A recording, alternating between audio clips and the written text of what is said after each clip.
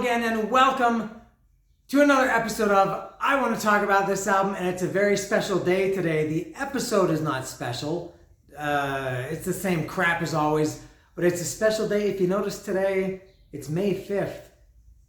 And if you know a little bit of Spanish, you know that May 5th in Spanish is Cinco de Mayo.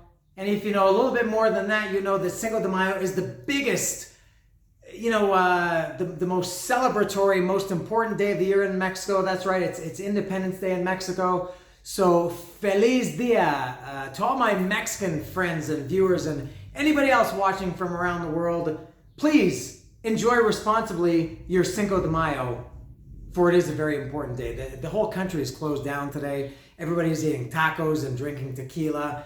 And it's a Sunday, so nobody works anyway or goes to school. But if it were any other day, the country would be shut down regardless, because it is such an important day. So happy Cinco de Mayo to everybody. And I'm dressed appropriately for the occasion. I tried to Mexican up. How would you say that? Mexican things up? Mexicanize myself by wearing this Mexican themed t-shirt. All right. A little bit of news. I think my voice is almost better. It's about I'd say maybe 96% back to normal. I still feel a little bit like I'm missing a little bit of something, but I'm not really struggling anymore. So there's some good news, at least for me, and hopefully some of you may feel better about me, that my health seems to be improving. So today I'm going to talk about Judas Priest. I was going to say stained class, Point of Entry, and here it is here. And speaking of the Mexican theme, or sticking with the Spanish, you know what I think about this album? No me gusta. This is really not a very good album. This is another one going back to the other Judas Priest albums. I'm largely, for me being such a lifelong raging metalhead, I'm maybe surprisingly not really much of a Judas Priest fan. I talked in previous episodes about Rock and Rolla. What else did I do? Defenders of the Faith, Hellbent for Leather, Sad Wings of Destiny, which is good. I did do Stained Class. And so a lot of these albums are new for me, including this one, Point of Entry. And yeah, it's really not very good. I'd never heard it before, as all these albums that I mentioned. I've heard some Judas Priest songs, of course, here and there, but not a lot of these albums in full. So I listened to Point of Entry a couple of days ago, took it out for a walk, and wasn't very impressed. And I listened to it again, sitting outside in preparation, all the research that I do for you people that watch this, the 39 people that watch this. This is why I do my research. So I'm gonna have to rely on some notes for this one, because it's new to me. Overall, this album, I think it's really, as I said, it's not very good. And I never hear anybody.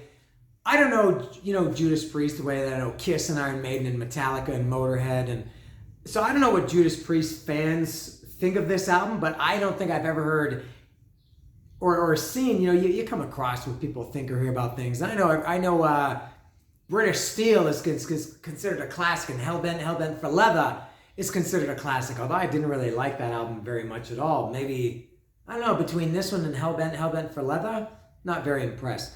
And I know people love Defenders of the Faith, which I do too. But I don't know, I never see people talking about Point of Entry. I assume it's because it's not really a popular album, and I'm not sure. It seems like it's maybe kind of a lost album.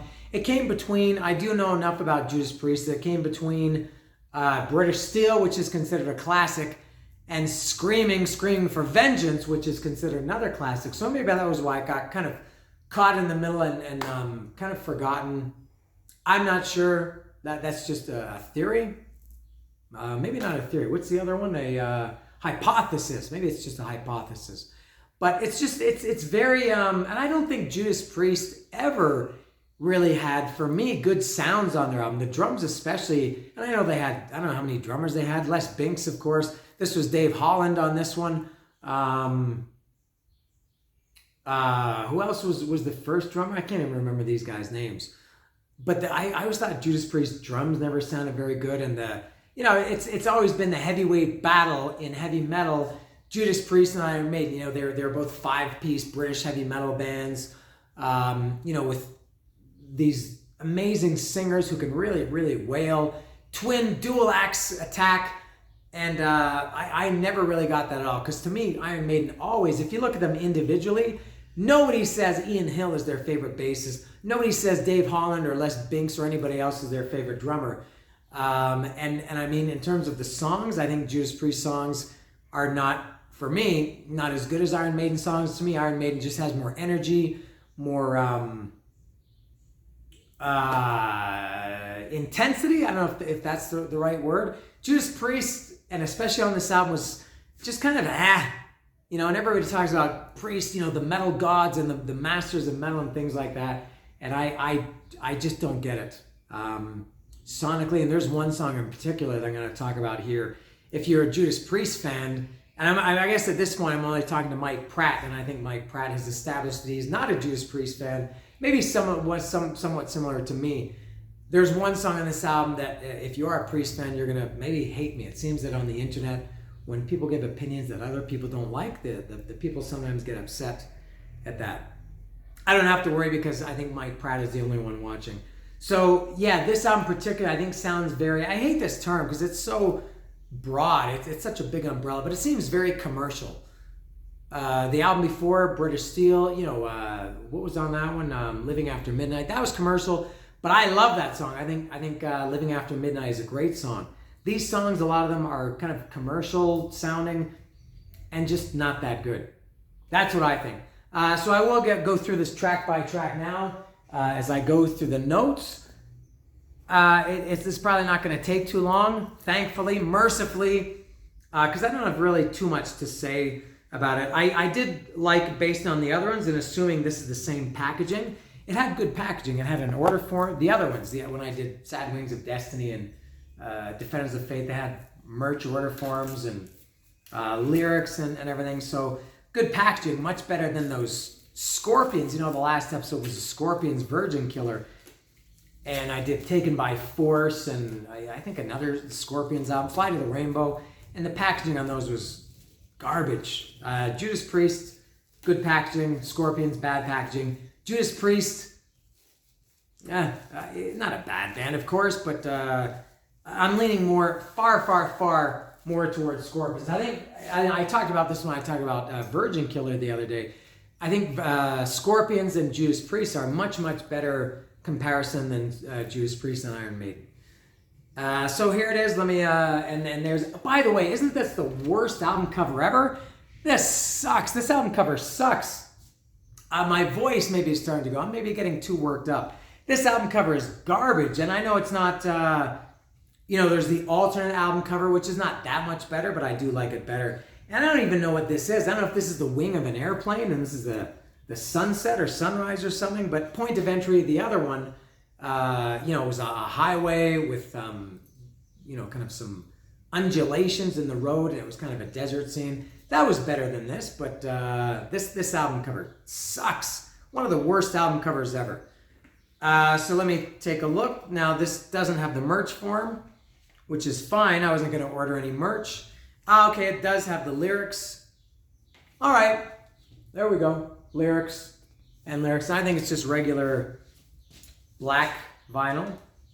Vinil negro. Yeah, so there's the label, and there's the other side, if you're interested.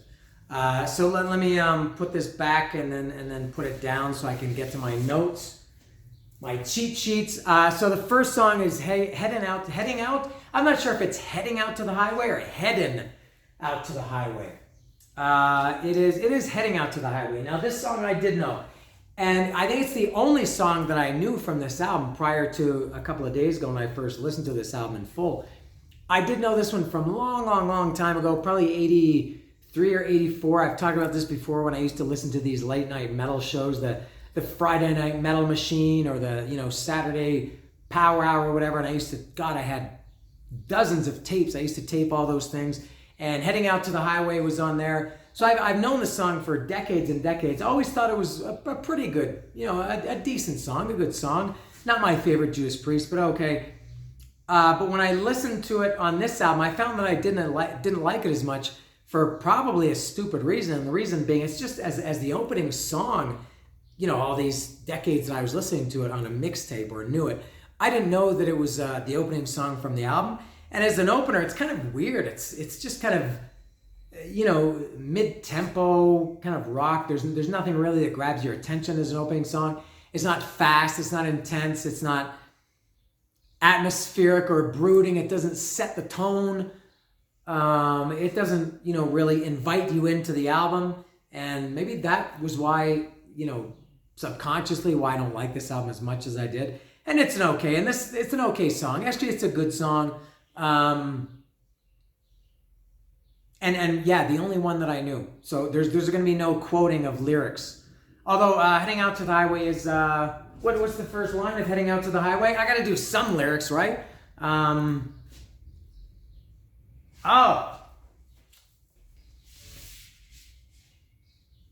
I've said it before and I'll say it again. You get nothing for nothing. Expect it when you're backseat driving and your hands ain't on the wheel. I like Heading Out to the Highway, but a weird opener. And that's all for the lyrics. Thank your lucky stars. Next song is Don't Go. This song is just not very good, not interesting at all. It's kind of the intro is kind of slow and plodding, and the verses are kind of slow and plodding too.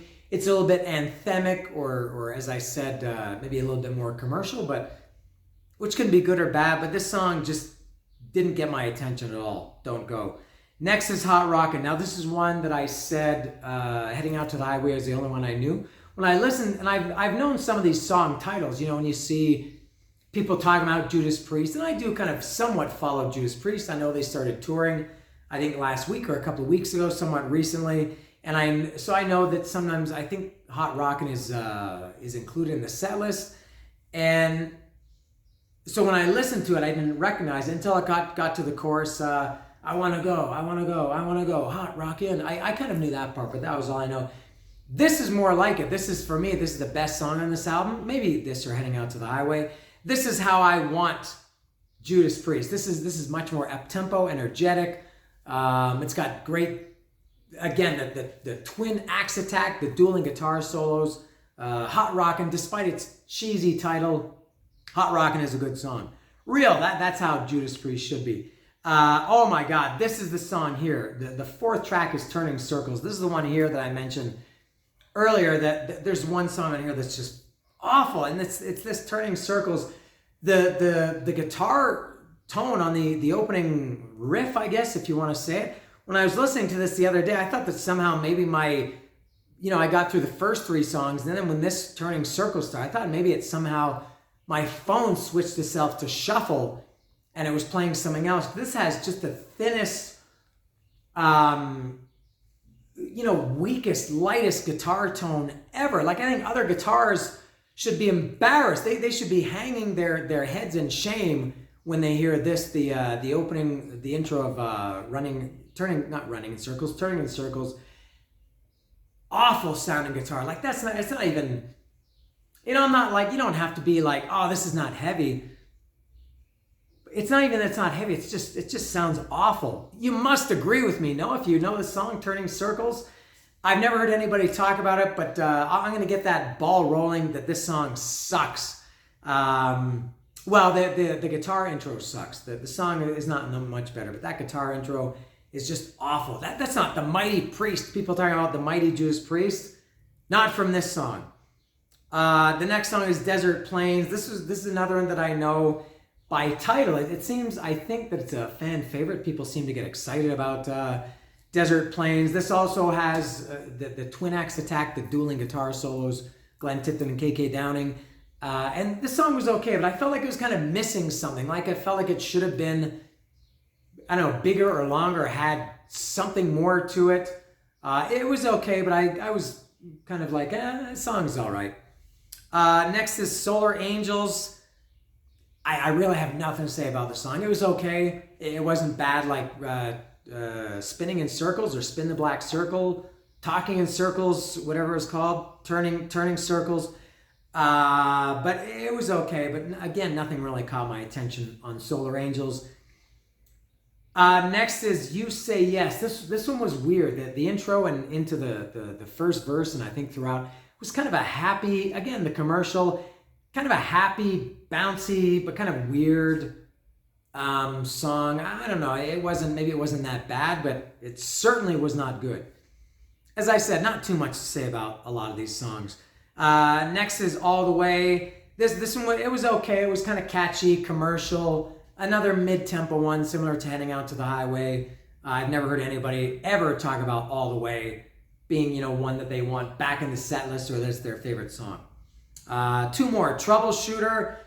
Garbage. I thought I was listening to Honeymoon Suite when this song came on. I thought this sounds like Honeymoon Suite. It sounds like a band that's kind of, they want to be like a rock band, but they're like, oh no, we need to be pop or not pop, but we need to be kind of gentle too. This song was garbage. Troubleshooter. If your band sounds like, and this is obviously retrospective because this came out before Honeymoon Suite, but I thought if your band sounds like Honeymoon Suite, or if it brings to mind, at least for me, on Honeymoon Suite, it's not a very good song. And I thought the song sucked. Troubleshooters, terrible song. And then the last song is On the Run, and similar to Solar Angels, it's just not bad. Nothing that catches my attention, good or bad. Not bad like Circle the Wagons or whatever that song was called, and not bad like Troubleshooter. But yeah, just nothing caught my attention about On the Run. Yeah, so there it is. Like I said, really not too much to say about this album. I've got, I have, is it four more Judas Priest albums to go? Yeah, three, four. It is four. Four more Judas Priest albums to go. I'm not sure what to expect because I've really liked Stained Class and Sad Wings of Destiny and Defenders of the Faith. But Hellbent for Leather and this one, Point of Entry, are not very good. So I'm not sure what to expect. One of them I do know what to expect. So there it is. Again, I'll show this for, I think, the worst album cover ever. This is Judas Priest, Point of Entry.